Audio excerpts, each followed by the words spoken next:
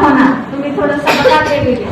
त्याच्यामध्ये त्या form house मध्ये गाड्यांनी लोकांना आणायचं, तिथे शाईचं ते हे असतं ना मिटवण्याचं ते पण तिथे, नोटांचा गठ्ठा तिथे मिळालेला आहे.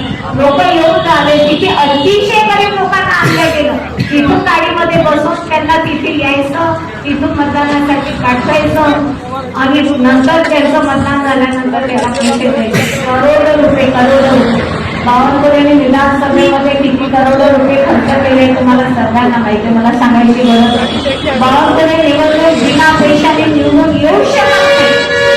बावनकुळेची निवडणूक केव्हाही ते जिंकले असतील तर त्यांनी फक्त मताचं विभाजन करून ते जिंकून आले. त्यांनी कधी कामाच्या भरोश्यावर मतं मागितले नाही कामकीच्या लोकांना.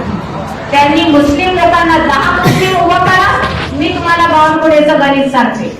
त्यांनी उत्तर द्यावं माझ्या या प्रश्नाचं. बावनकुळेने फक्त मताचं राजकारण केलं. 10 मुस्लिम उभं करा, 10 आंबेडकरी लोकांना उभं करा, MIM ला उभं करा, बसपाला उभं करा, वंचितला उभं करा, पैसे द्या, मतं ते खातील आणि यांचा उमेदवार हे स्वतः निवडून येतील. कधी कामाच्या भरोश्यावर. मी बावनकुळे साहेबांनी एकदा म्हटलं होतं, कधीतरी कामाच्या भरोश्यावर आपण निवडून आलं पाहिजे की.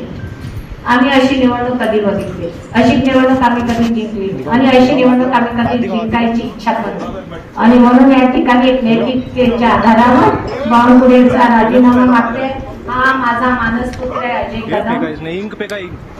मला वाटते काल इथे पत्र परिषद घेण्यात आली. मी पत्र परिषद घेणार,